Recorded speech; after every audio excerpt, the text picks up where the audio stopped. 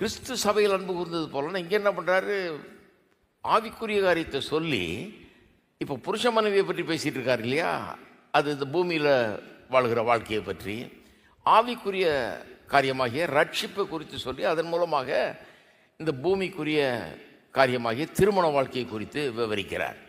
அப்படி வர்றாரு.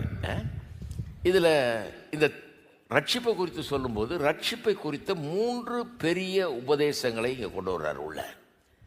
என்ன 3 பெரிய உபதேசம்? ரட்சிப்பை குறித்த 3 பெரிய உபதேசங்கள் என்ன? குறிப்பாக சொல்லப்போனால் 5 இருக்குது. ஃபோர் நாலேஜ், அதாவது முன் குறித்தல், காலிங் அழைப்பு, அப்புறம் அதுக்கப்புறம் தான் நீதிமானாக்கப்படுதல். எவர்களை முன் குறித்திருக்கிறாரோ அவர்களை அழைத்திருக்கிறார், எவர்களை அழைத்திருக்கிறாரோ அவர்களை நீதிமான்களாக்குகிறார், எவர்களை நீதிமான்களாக்குகிறாரோ அவர்களை பரிசுத்தப்படுத்துகிறார், எவரை பரிசுத்தப்படுத்துகிறாரோ அவர்களை மைமைப்படுத்தவும் செய்கிறார். இந்த 5 காரியங்கள் ரோமர் 8ஆம் அதிகாரத்தில் சொல்லப்பட்டிருக்கு இல்லையா. இதெல்லாம் இந்த ரட்சிப்பு குறித்த முழுமையான உபதேசங்கள். அதில் இந்த 3 காரியம் நீதிமானாக்குகிறது, பரிசுத்தமாக்குகிறது, பிறகு மைமைப்படுத்துகிறது. இந்த 3 காரியம் கொண்டாடுறார் பவுல் இங்கே உள்ள. அந்த முன் குறித்தல் அதெல்லாம் விட்டுறாரு. இங்கே திருமண வாழ்க்கைக்கு பொருத்தமான இந்த 3 காரியங்கள், ரட்சிப்பை குறித்த காரியங்களை இங்கே கொண்டாடுறார். 25ஆம் வசனத்தில் நீதிமானாக்குறது எப்படின்னு சொல்கிறார். பாவியை எப்படி கர்த்தர் நீதிமானாக்குகிறார் அது சொல்லும்போது சொல்கிறாரு, புருஷர்களே உங்கள் மனைவியில் அன்பு கூறுங்கள், அப்படியே கிறிஸ்துவும் சபையில் அன்பு கூர்ந்து. கிறிஸ்து சபையில் அன்பு கூர்ந்து. சபை அதாவது நாமெல்லாம் பாவத்தில் கடந்தோம், உளையான சேற்றில் சிக்கி கடந்தோம், விடுவிக்க ஆள் இல்லை, அவர் நம்ம விடுவிக்கிறார் இல்லையா.